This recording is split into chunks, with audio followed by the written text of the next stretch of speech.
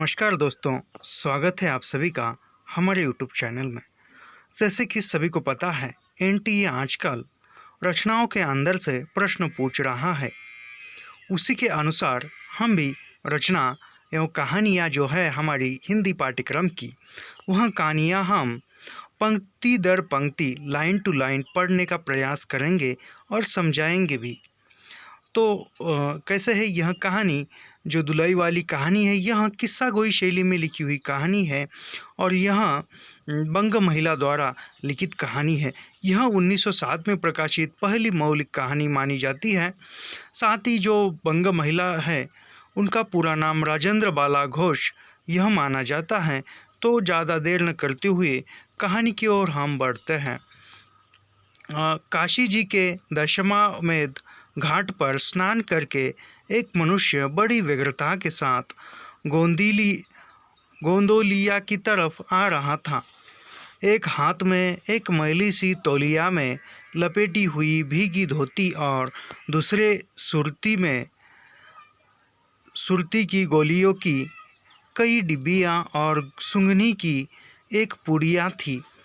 उस समय दिन के 11 बजे थे। गोदोलिया की बाईं तरफ जो गली है, उसके भीतर एक और गली में थोड़ी दूर पर एक टूटे से पुराने मकान में वह जा घुसा। मकान के पहले खंड में बहुत अंधेरा था, पर ऊपर की जगह मनुष्य के वास उपयोगी थी। नवागत मनुष्य धड़धड़ाता हुआ ऊपर चढ़ गया। वहाँ एक कोठरी में उसने हाथ की चीज़ें रख दी और सीता सीता कहकर पुकारने लगा। जैसे कि काशी में जो दशाश्वमेध घाट है, उस घाट पर एक मनुष्य ने स्नान किया और जो आगे की जो गोंदोलिया की तरफ जा रही थी, एक हाथ में एक मैली सी थैली है और एक हाथ में मैली सी तौलिया है और फिर उसमें लपेटी हुई भीगी धोती है। यानी कि जो स्नान करके घाट पर तुरंत निकला, इसलिए जो उसकी धोती है वह भीगी हुई है। वह धोती लेकर वह निकला और आगे जाते हुए वह सुंगनी की, यानी जो सूंघते हैं, वह उसको अलग अलग शब्दों से पहचाना जाता है। जो सूंघते हैं, कुछ लोगों को आदत सी होती है। वह जो उसकी पूड़ी थी और उस समय दिन के 11 बजे थे और गोंदलिया की जो बाईं तरफ जो गली है, उसके भीतर एक और गली में थोड़ी दूर पर उस मकान में वह जाता है और वहाँ जाने के बाद वहाँ जो भी हाथ का जो सामान है, वह सामान कोठरी में रखता है और रखकर सीता सीता कहकर पुकारने लगा। और क्या है, अंदर से आवाज़ आती है, क्या है कहती हुई एक 10 बरस की बालिका आ खड़ी हुई। तब उस पुरुष ने कहा, सीता ज़रा अपनी बहन को बुला ला। तो यहाँ छोटी लड़की से कहता है वह पुरुष। तो अच्छा कहकर सीता गई और कुछ देर में एक नवीना स्त्री आकर उपस्थित हुई। उसे देखते ही पुरुष ने कहा, लो हम लोगों को तो आज ही जाना होगा। यानी कि यहाँ पर अच्छा कहकर सीता अंदर से आई और वह नवीना स्त्री थी, यानी कि कहा जाए तो उसकी नई दुल्हन थी, उसकी नई शादी हो चुकी थी। और वह पुरुष कह रहा है कि हमको आज ही जाना है। और वह कहता है, आगे की बात देखते हैं। इस बात को सुनकर स्त्री कुछ आश्चर्ययुक्त होकर और झुंझलाकर बोली, आज ही जाना होगा? यह क्यों? भला आज कैसे जाना सकेगा? जैसा ही था तो सवेरे भैया से कह देते। तुम तो जानते हो कि मुँह से कह दिया बस छुट्टी हुई। लड़की कभी विदा की होती तो मालूम पड़ता। आज तो किसी सूरत जाना नहीं हो सकता। यानी कि वो जो नवीना स्त्री है, वह कह रही है कि इस बात को सुनकर वह आश्चर्य हो जाती है और कहती है कि आज ही जाना होगा। यह आश्चर्य से भरे शब्दों में कहती है कि आज ही जाना होगा। भले आज कैसे जाना हो क्या? तो वह स्त्री नहीं जाना चाहती है, आज के दिन रुकना चाहती है। वह कहती है कि ऐसा ही था तो सवेरे ही मेरे भैया से कहते। वह भी अभी भैया भी चले गए हैं। और वह ताने मारते हुए करती है कि कभी किसी लड़की को या किसी लड़की को विदा किया होता तो मालूम पड़ता कि क्या है, यानी कि उसके भैया घर पर नहीं है और वहाँ उसको लेने आया है। तो वहाँ कह रही है कि कभी किसी लड़की की विदाई की होती तुमने तो तुम्हें पता चलता। वहाँ उसे ताने मारते हुए बात करती है। अगले परिच्छेद में देखते हैं, तुम आज कहती हो हमें तो अभी जाना है।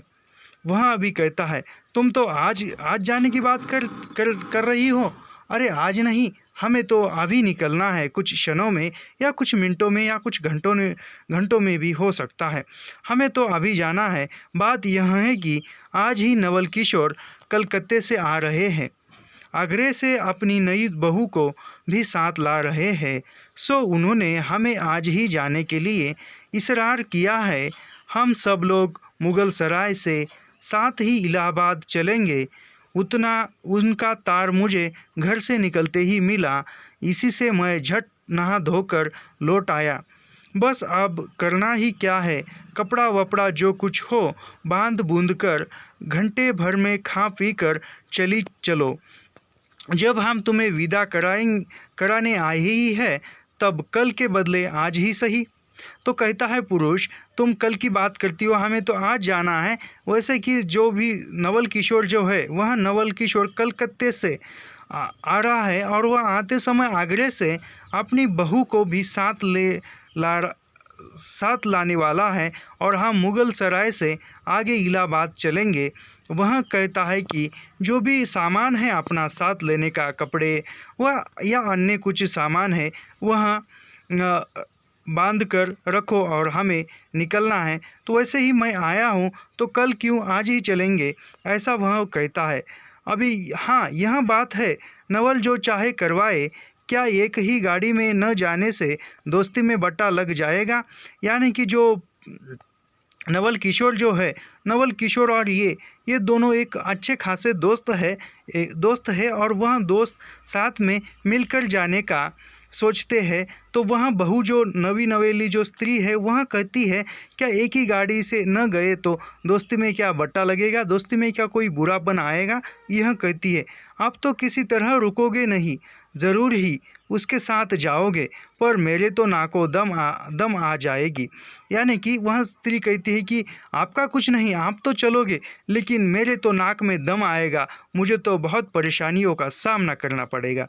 तो पुरुष पूछता है, क्यों, किस बात से?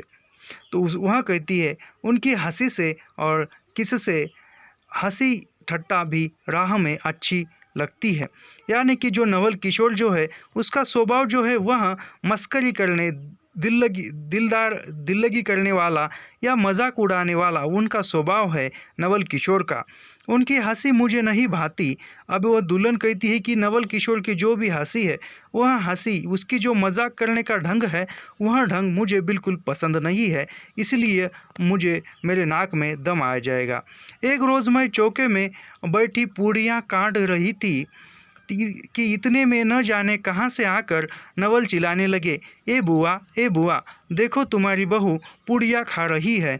मैं तो मारे शर्म के मर गई। हाँ, भाभी जी ने बात उड़ा ली, सही, वे बोली खाने पहनने के लिए तो आई ही है, पर मुझे उसकी हंसी बहुत बुरी लगी। जैसे कि वह कहती है कि एक दिन जब घर में बैठकर वह पूड़ियाँ काट रही थी, काटते समय नवल अचानक आता है और नवल कहता है अपनी बुआ से कि बुआ ये पूड़ियाँ खा रही है। तो सुनकर जो नवी नवेली दुल्हन थी वह घबरा जाती है और वह घबरा जाती है। तो इतने में भाभी जी बोलती है कि हाँ, खाने दे, यह तो खाने के लिए ही यहाँ आई है। यह फिर उसको कुछ अच्छा लगता है, लेकिन जो ऐसी मजाक है, ऐसी मजाक इधर वो नवी नवेली दुल्हन को बुरी लगती है। बस इसी से तुम उसके साथ नहीं जाना चाहती हो? तो वह पुरुष कहता है कि क्या इसी से तुम उसके साथ नहीं जाना चाहती हो? अच्छा चलो, मैं नवल से कह दूंगा कि यह बेचारी कभी रोटी तक तो खाती ही नहीं, पूड़ी क्यों खाने लगी। तो यह भी मजाकिया माहौल में मजाकिये शब्दों में कहता है कि यह तो बेचारी कभी रोटी तक नहीं खाती तो पूड़ी कैसे खा सकती है, ऐसा करता है। अभी यह जो है हम यह पहला जो था यह इसका नाम जो है वह बंशीधर है।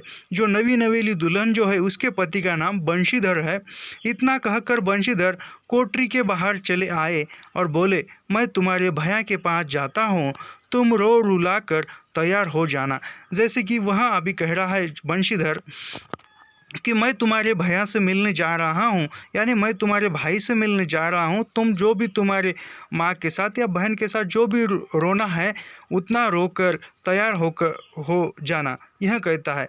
इतना सुनते ही जानकी देई की आंखें भर आई और आषाढ़ सावन की ऐसी झड़ी लग गई।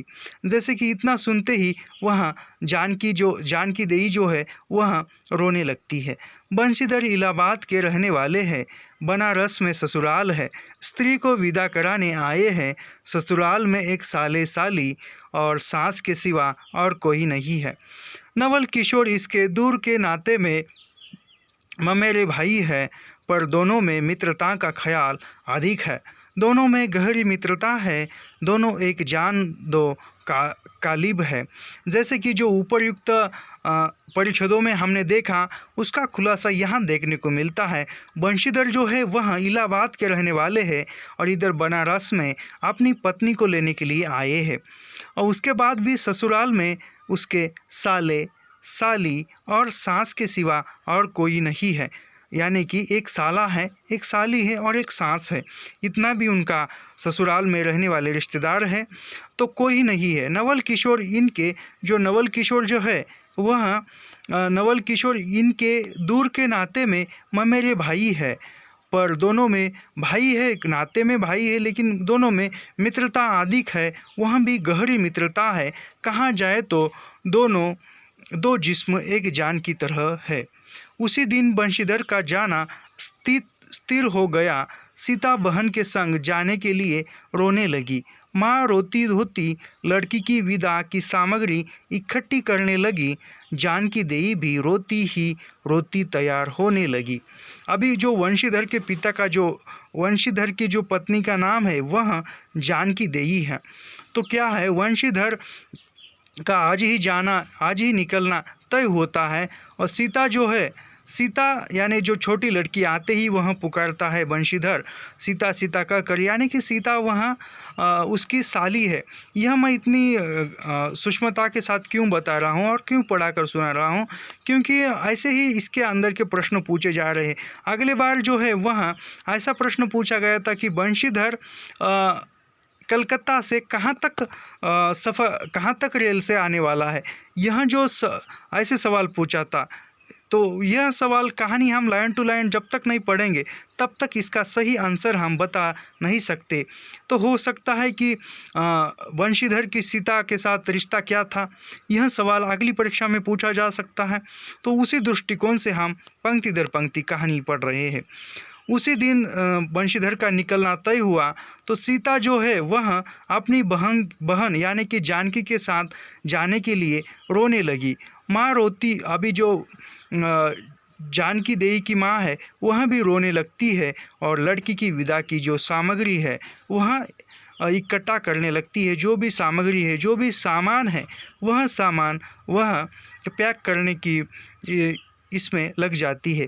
जानकी देई भी रोती तैयार होने लगी। अभी जानकी भी रो रही है क्योंकि नई नवेली दुल्हन है और वह आई है और वह अपने पति के साथ जा रही है, तो वह भी रोने की अवस्था में है या रो रही है। कोई चीज़ भूलने पर धीमी आवाज़ से माँ को याद भी दिलाती है। यानी कि माँ पैकिंग कर रही है तो वह रोते रोते धीमी सी आवाज़ में कहती है कि यह चीज़ मेरी रह गई है, और वह ऐसे याद दिलाती है। 1 बजने पर स्टेशन जाने का समय आया, अब गाड़ी या इक्का लाने कौन जाए। अभी 1 बजने वाला है। 1 बजे उनकी जो ट्रेन है वह है, तो वह उनको घर से निकलने के लिए गाड़ी, स्टेशन जाने के लिए गाड़ी या इक्का यानी तांगा कौन लाएगा, तांगे वाले को कौन बुलाएगा, यह सवाल उनके जानकी की माँ के मन में उत्पन्न होता है। तो ससुराल वालों की अवस्था अब आगे की सी नहीं कि 2-4 नौकर चाकर हर समय बने रहे। तो वहाँ बंशीधर का जो ससुराल है, उस ससुराल की अवस्था ऐसी नहीं है कि जो नौकर चाकर हो, यानी कि सर्वसामान्य निम्न वर्गीय या मध्य वर्गीय परिवार हो सकता है, ऐसा हम अनुमान लगा सकते हैं। सीता के बाप के न रहने से काम बिगड़ गया है। पैसे वाले के यहाँ नौकर चाकर के सिवा और भी दो चार खुशामदी घेरे रहते हैं।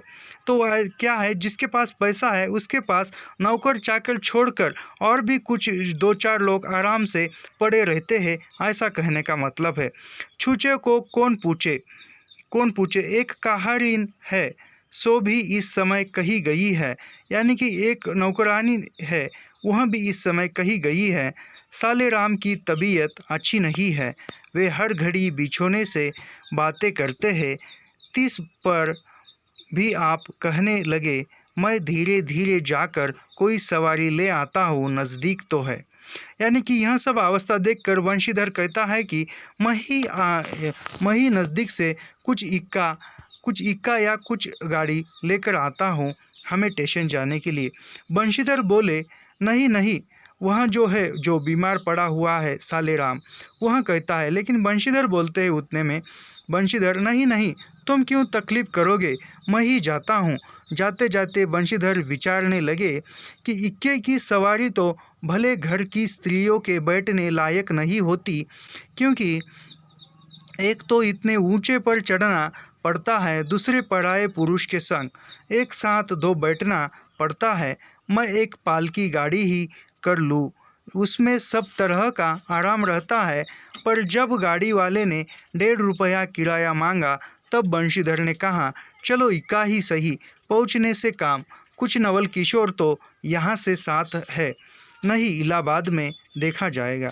जैसे कि बंशीधर जो निकलता है और बंशीधर सोचता है कि यदि इक्के वाले से पूछूं जाने के लिए तो इक्के वाला ज़्यादा पैसे लेगा, और ज़्यादा पैसे भी लेगा, और साथ में भी जो इक्के पर जो बैठना है वह बैठना स्त्रियों के लिए मुश्किल काम होगा, क्योंकि उस इक्के पर इक्का जो है वह थोड़ा ऊंची स्थान पर होता है और स्त्रियों के लिए बैठना मुश्किल काम हो जाता है। यह सवाल बंशीधर के मन में उत्पन्न होता है, यह समस्या खड़ी होती है।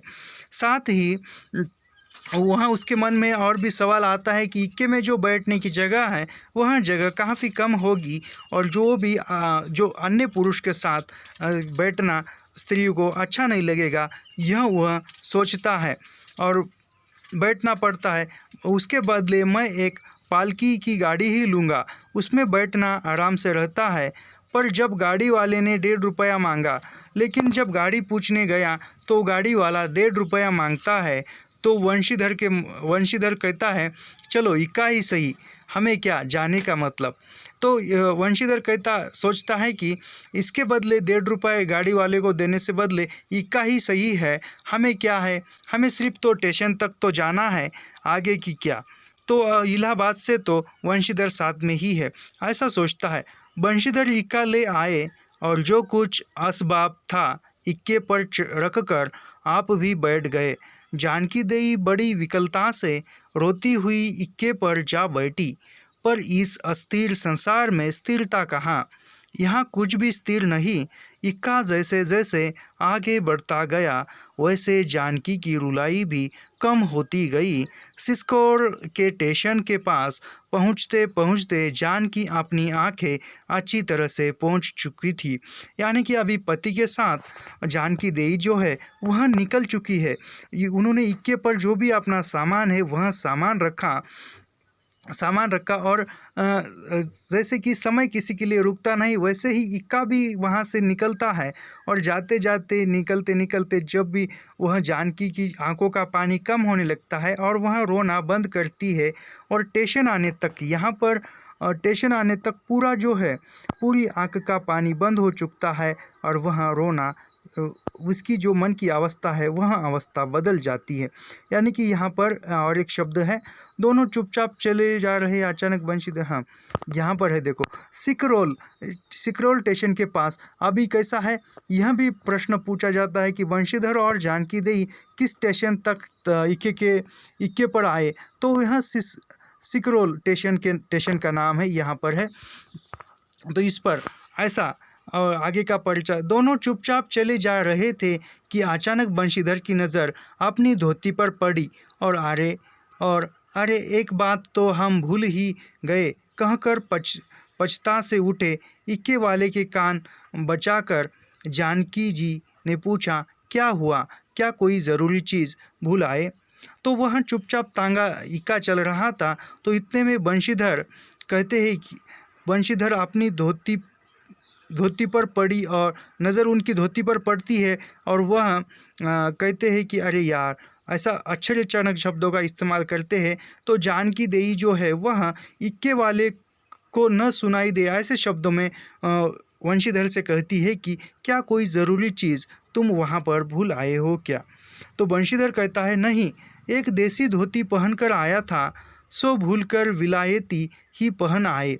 यानी कि उनका वंशीधर कहता है कि हम घर से आते समय देशी धोती ही पहनकर आए थे, लेकिन आप जाते समय भूल से या गलती से एक विलायती यानी जो विदेशी धोती है वह धोती ही पहनकर साथ में आए और अपनी स्वदेशी धोती है वह पर है। नवल कट्टर स्वदेशी है, यानी नवल किशोर जो है वह स्वदेशी है, यानी उसे स्वदेश की वस्तुओं पर प्रेम है या स्वदेश पर उसको गर्व है, या वह इलायती धोती देखेगा तो वह क्या कहेगा, यह सवाल वंशीधर के मन में उपस्थित होता है। देखते तो दो चार सुनाए बिना नहीं रहेंगे, यानी यह सब देखेगा वंशीधर तो वह कुछ ना कुछ सुनाएगा, ऐसा वह वंशीधर के मन में भाव उत्पन्न होता है। नाहक विलायती चीज़ें मोल लेकर क्यों रुपए की बर्बादी की जाए, देसी लेने से भी दाम लगेगा सही, पर रहेगा तो देश ही में। यानी कि उसका कहने का मतलब है कि वंशीधर नवल किशोर का जो भी हम देशी खरीदते हैं वह खरीदने पर जो भी पैसा जो भी उसका मूल्य है वह मूल्य हम देते हैं, तो वह मूल्य जो है वह मूल्य हमारे ही देश में रहेगा, यानी विदेश में जाएगा। यदि हम विदेशी वस्तु कोई खरीदते हैं तो वह उसका जो मूल्य है वह मूल्य चुकाने पर वह मूल्य बाहर की तिजोरी में जाएगा या विदेशों के तिजोरी में जाएगा, ऐसा नवल किशोर का मानना है। जानकी जरा भौहें टेढ़ी करके बोली, ऊह, धोती तो धोती, पहनने से काम, क्या यह बुरी है? तो जानकी कहती है कि धोती तो धोती होती है, चाहे वह विलायती हो या स्वदेशी हो, तो वह धोती तो धोती है, हमें सिर्फ पहनना है, ऐसा कहती है। इतने में स्टेशन के कुलियों ने आ घेरा। बंशीधर एक कुली करके चले। इतने में इक्के वाले ने कहा, इधर से टिकट लेते जाइए, पुल के उस पार तो डेवढ़े दरवाजे का टिकट मिलता है। बंशीधर फिरकर बोले, अगर मैं डेवढ़े दरवाजे का ही टिकट लूँ तो? यानी यहाँ पर ऐसे ही बातें करते करते वहाँ तुरंत स्टेशन तक आते हैं और स्टेशन की जो सामान लेकर जाने वाले कुलियों होते हैं वहाँ आकर उन्हें घेर लेते हैं और वहाँ पर जो वंशीधर है वंशीधर एक कुली को मूल्य देकर अपना सामान ले जाने के लिए बोलते हैं। तो कुली कहता है, इधर से टिकट लेते जाइए, पुल के उस पार तो डेवढ़े दरवाजे का टिकट मिलता है। बंशीधर फिरकर बोले, अगर मैं डेवढ़े दरवाजे का ही टिकट लूँ तो? वह कुली बोलता है और वह वंशीधर जो है वह बोलता है, मैं भी डेवढ़े ही दरवाजे का टिकट लेना चाहता हूँ, ऐसा उसका कहने का मतलब है। इक्के वाला चुप रहा। इक्के की सवारी देखकर इसने ऐसा कहा, यह कहते हुए वंशीधर आगे बढ़ गए। यथा समय रेल पर बैठकर वंशीधर राजघाट पर पार करके मुगल सराय पहुँचे। वहाँ पुल लांघकर दूसरे प्लेटफॉर्म पर जा बैठे। आप नवल से मिलने की खुशी में प्लेटफॉर्म के इस छोर से उस छोर तक टहलने लगे। देखते देखते गाड़ी का धुआं दिखलाई पड़ा।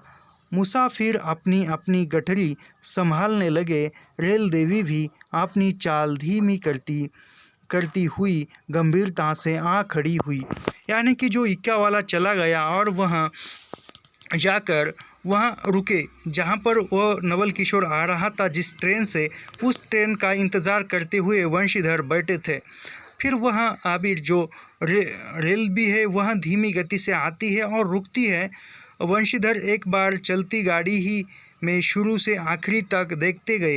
यानी जब रेलगाड़ी रुकने का कोशिश कर रही थी तभी वंशीधर शुरू से लेकर इंजन से लेकर आखिरी डब्बे तक सभी तरफ देखते हैं, पर नवल नहीं दिखाई देता। यानी जो नवल है उसे दिखाई नहीं देता। वंशीधर फिर सब गाड़ियों को दोहरा गए, तेहरा गए, भीतर घुस घुस कर एक एक डिब्बे को देखा, किंतु नवल मिले।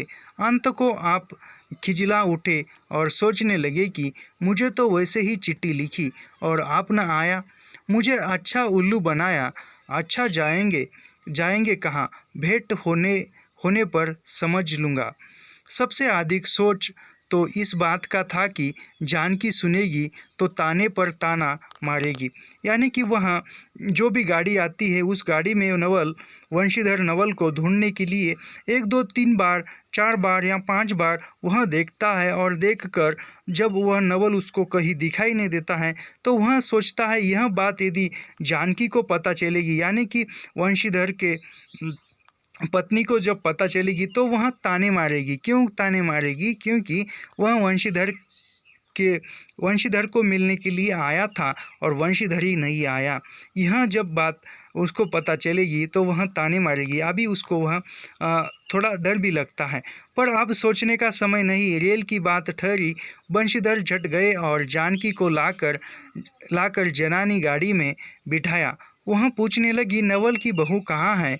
वह नहीं आए, कोई अटकाव हो गया कहकर आप बगल वाले कमरे में जा बैठे।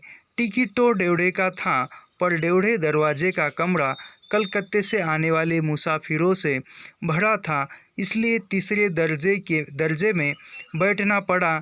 जिस गाड़ी में वंशीधर बैठे थे उसके सब कमरों में मिलाकर कुल 10-12 ही स्त्री पुरुष थे।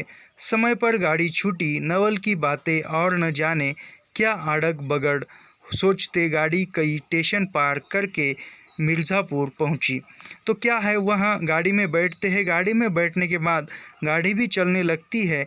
यानी जो डेवढ़े का जो टिकट था, यानी जो इनकी श्रेणी का जो टिकट था, वहाँ उस टिकट के डिब्बे में या बोगी में बैठने की जगह नहीं थी, तो वह तीसरे यानी जो जनरल डिब्बा कहेंगे हम, उसमें ही बैठते हैं। और उस डिब्बे में 10-12 स्त्रियाँ थी और स्त्री पुरुष थे। तो मिर्ज़ापुर आकर पहुंचती है गाड़ी। मिर्ज़ापुर में पेटराम की शिकायत शुरू हुई। यानी कि जब उनको भूख लगने की अवस्था हुई उसने सुझाया कि इलाहाबाद पहुंचने में अभी देर है, तो भूख लगी है और इलाहाबाद पहुंचने में समय है। चलने के झंझट में अच्छी तरह उसकी पूजा किए बिना ही वंशीधर ने बनारस छोड़ा था। यानी कि जो दोस्त से मिलना है, इस खुशी में वंशीधर ने जब ससुराल से निकलते समय अच्छी तरह से भोजन नहीं किया था, इसलिए उसे यहाँ पर भूख लगी थी।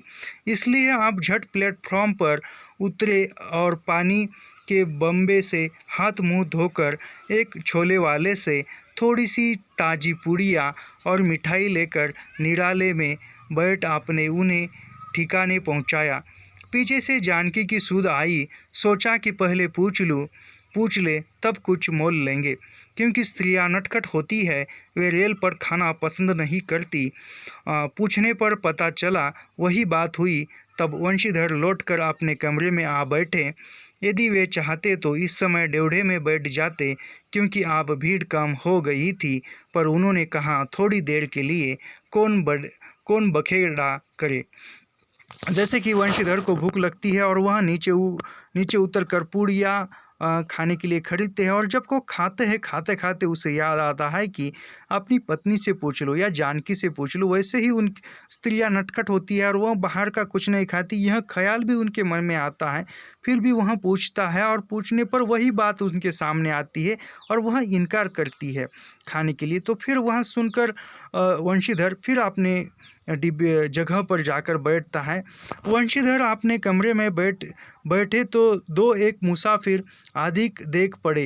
यानी वंशीधर जब अपने बैठने की जगह थी उसमें बैठे तो अन्य जो सफ़र करने वाले थे वह नए मुसाफिर यानी जो नए सफ़र करने वाले हैं वहाँ बैठ आए थे।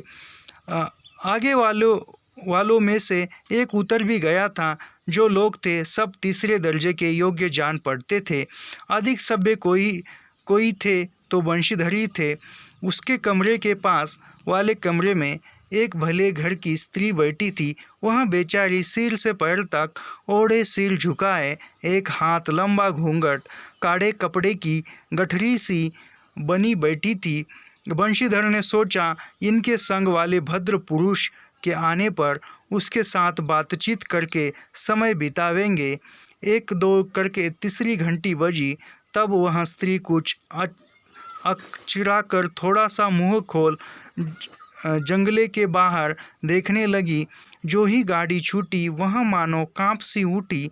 रेल का देना लेना तो हो ही गया था। अब उसको किसी की क्या परवाह। वह अपनी स्वाभाविक गति से चलने लगी। प्लेटफॉर्म पर भीड़ भी न थी, केवल 2-4 आदमी रेल की अंतिम विदाई तक खड़े थे। जब तक स्टेशन दिखलाई दिया तब तक वह बेचारी बाहर ही देखती रही। फिर अस्पष्ट शोर से रोने लगी। उस कमरे में 3-4 प्रौढ़ ग्रामीण स्त्रियां भी थी। एक जो उसके पास ही थी कहने लगी, अरे इनकार मनई तो नाई आइलेन को देखो हो, रोवल करथइन के। यानी कि जो अभी वंशीधर बैठा है, नए मुसाफिर आए हैं, उनके पास एक भले घर की या अच्छे घर की जो स्त्री बैठी है, उसने घूंघट यानी सिर से पांव तक ओढ़ लिया है और उसके साथ कोई नहीं है और वह किसी का इंतज़ार कर रही है।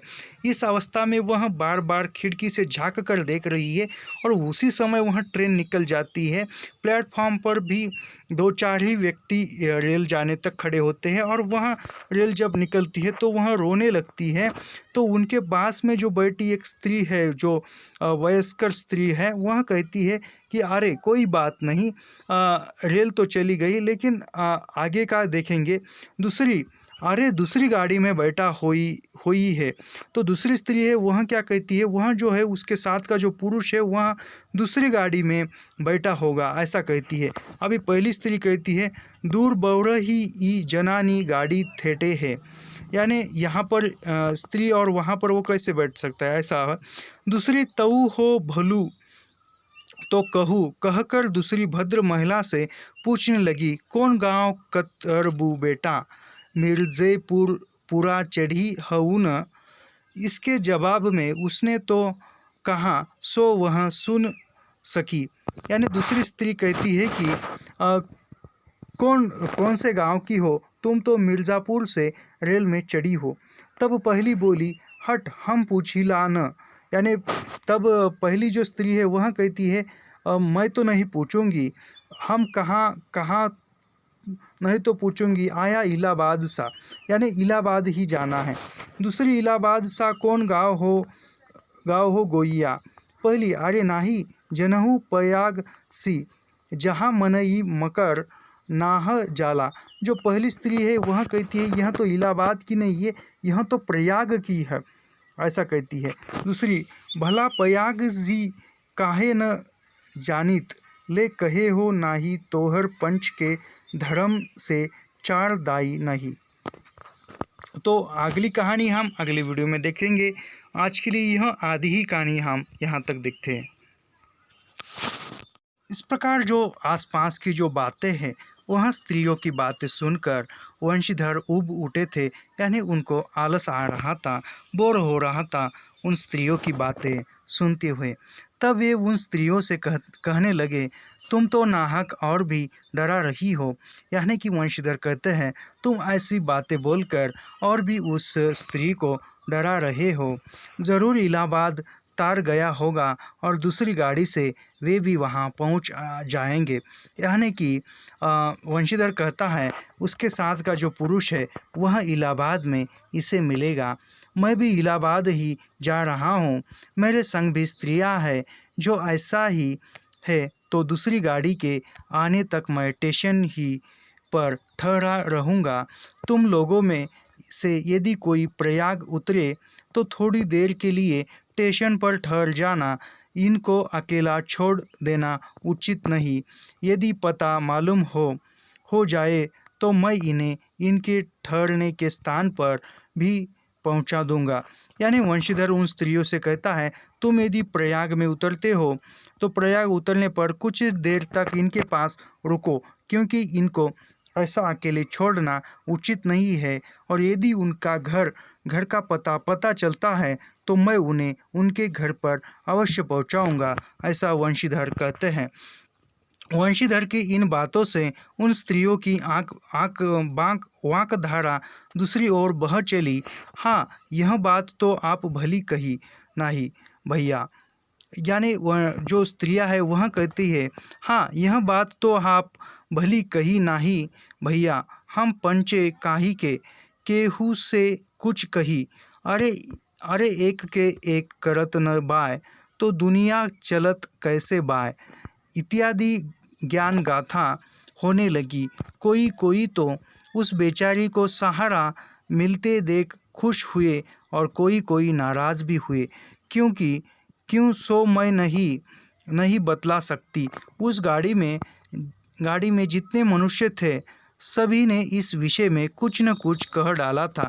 यानी कि लेखिका जो है वह लेखिका कहती है कि अभी वंशीधर ने जो कहा, वंशीधर ने क्या कहा, इनके घर का पता चलने पर मैं इनको इनके घर छोड़ूंगा।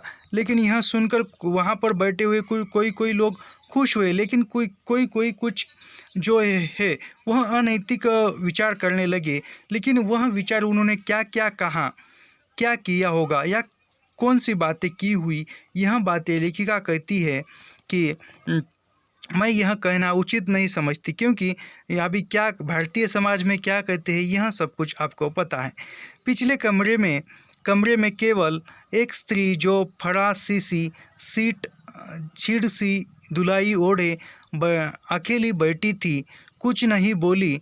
कभी कभी घूंघट के भीतर से एक आँख निकाल कर वंशीधर की ओर वह ताक देती थी और सामना हो जाने पर फिर मुंह फेर लेती थी। वंशीधर सोचने लगे कि यह क्या बात है, देखने में तो यह भले घर की मालूम होती है, पर आचरण इसका अच्छा नहीं है। यानी कि यह उस स्त्री के बारे में सोच रहे हैं, और तभी बगल वाली सीट में एक भले घर की जो स्त्री है वह स्त्री एक चादर ओढ़ कर बैठी हुई है, और वह ऐसी तिरछी आंख कर नजरें चुरा कर वह वंशीधर की तरफ देख रही है। और वह जब दोनों की नज़रें वंशीधर की और उसकी नज़रें एक हो जाती है तो वह अपना चेहरा छुपा लेती है। ऐसा क्यों, यह किस प्रकार की बात है, यह कैसा व्यवहार है, ऐसा वंशीधर सोचने लगे। गाड़ी इलाहाबाद के पास पहुंचने को हुई। वंशीधर उस स्त्री को धीरज दिलाकर आकाश पाताल सोचने लगे।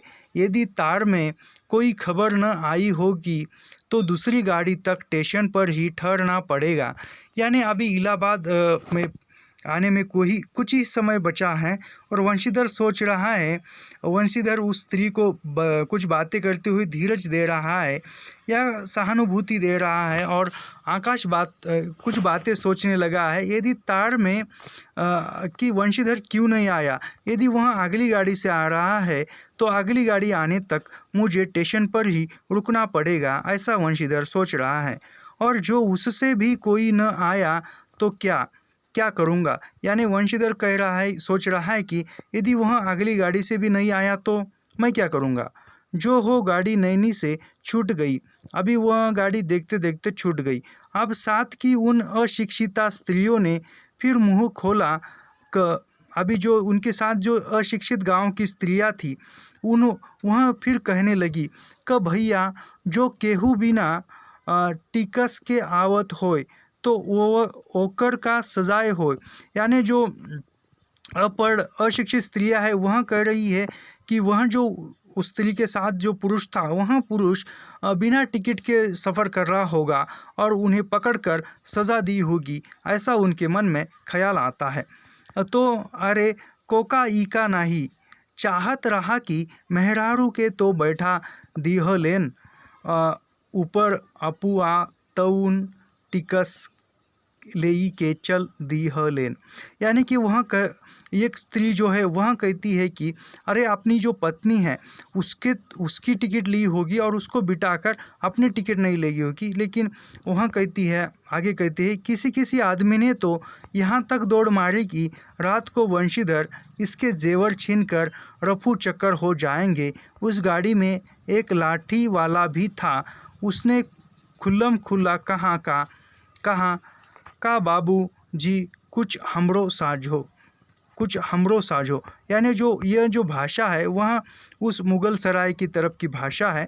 तो वहाँ अभी किसी किसी के मन में सोच रहे थे कि अभी जो रात का समय है और वहाँ सब जाएंगे, और जाने के बाद जो वंशीधर है, जो भी उस स्त्री के पास गहने हैं, वहाँ वंशीधर लेकर फरार हो जाएगा। और वहाँ जब एक लाठी लेकर जो इंसान बैठा था उसने तो ऐसे कह दिया कि जो कुछ भी आपके हाथ लगेगा उसमें से कुछ ना कुछ मुझको भी दे दो, ऐसा वह कहता है। अगला परिचय देखते हैं। इसकी बात पर वंशीधर क्रोध से लाल हो गए। अभी यह बात सुनकर ही वंशीधर को क्रोध आता है, क्योंकि वंशीधर के मन में ऐसा कोई ही ख्याल नहीं था, जो बुरे विचार वंशीधर के मन में नहीं थे। वह वंशीधर के मन में एक ही ख्याल था कि उनका जो मित्र है नवल किशोर वह क्यों नहीं आया, और यदि आया है तो मुझे क्यों नहीं मिला। यही सोच में वंशीधर सफ़र कर रहे हैं। उन्होंने इसे खूब धमकाया और उसके बाद वह उस इंसान को धमकाते हैं। उस समय तो वह चुप हो गया, पर यदि इलाहाबाद उतरता तो वंशीधर से बदला लिए बिना न रहता। लेकिन वंशीधर जब इलाहाबाद उतरे और वह जो इंसान है वह आगे चला गया। वंशीधर इलाहाबाद में उतरे, एक बुढ़िया को भी वही उतरना था। उससे उन्होंने कहा कि उनको भी अपने संग उतार लो।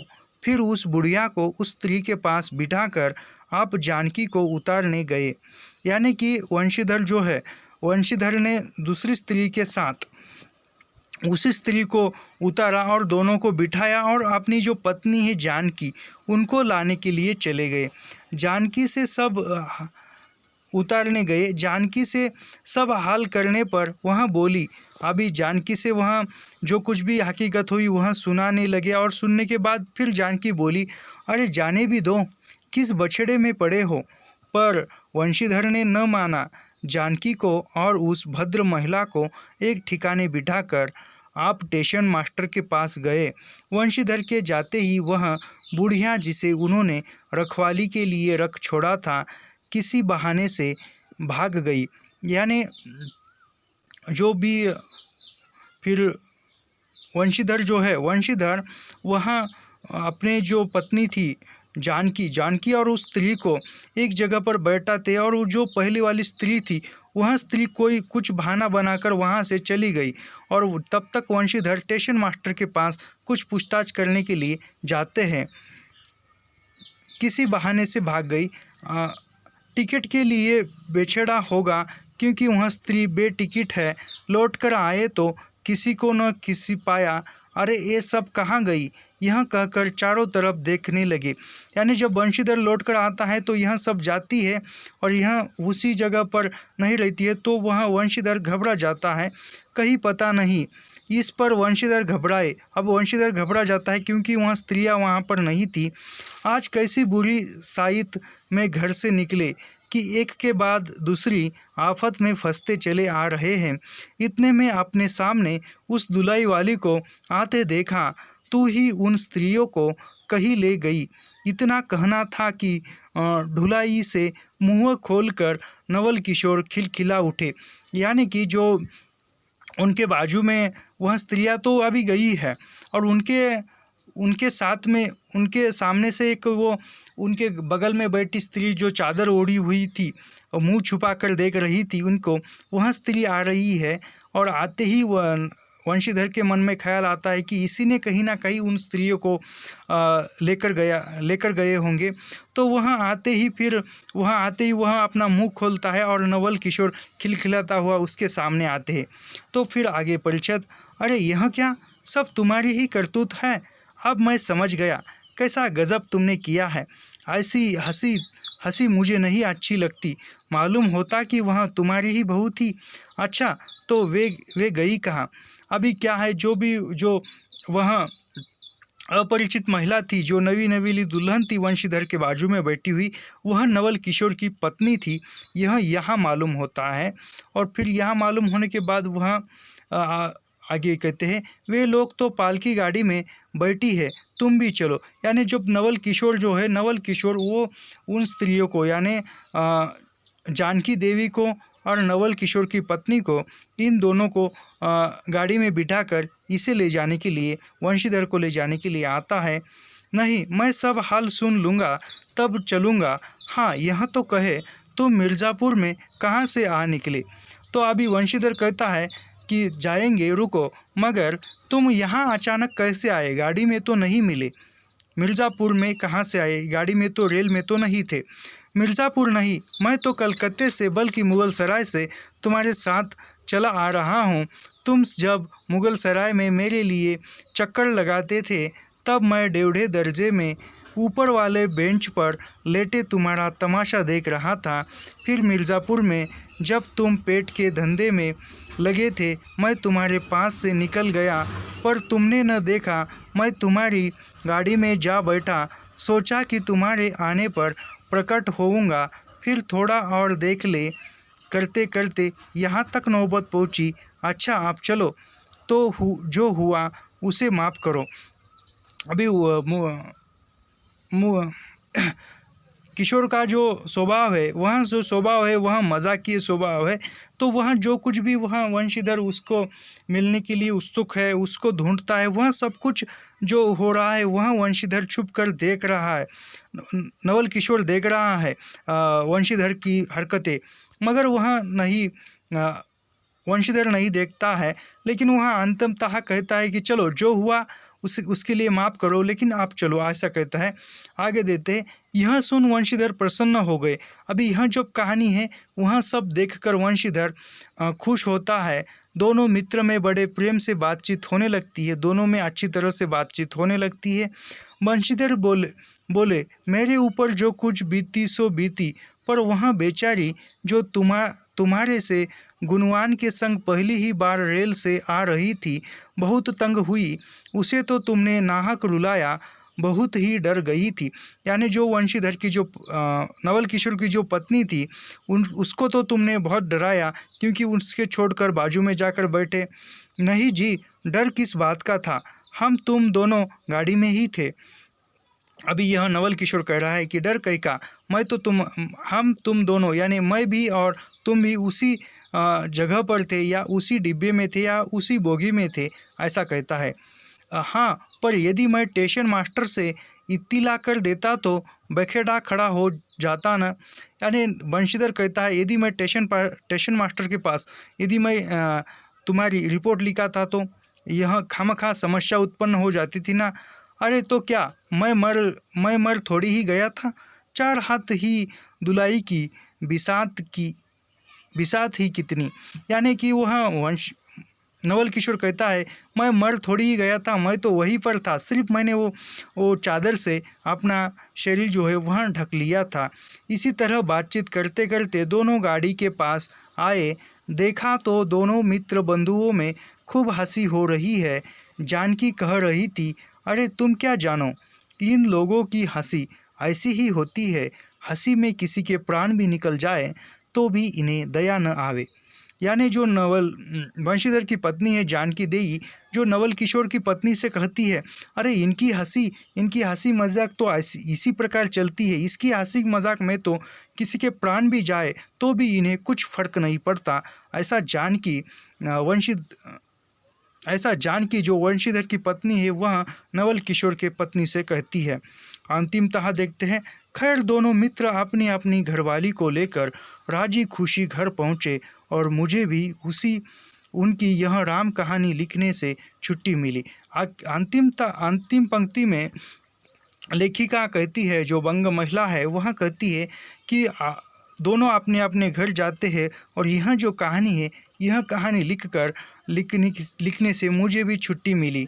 लेकिन यह जो कहानी है, इस कहानी का अंतिम यानी समापन जो है वह समापन सुखद गति से सुखदता के साथ किया है लेखक ने या लेखिका ने। मगर यह कहानी जो है यह हंसी मजाक की शैली में लिखी हुई कहानी है और यह कहानी कुछ विद्वानों ने इस कहानी को हिंदी साहित्य की पहली मौलिक कहानी भी मानी है। तो मिलते हैं अगली कहानी के साथ, तब तक के लिए धन्यवाद।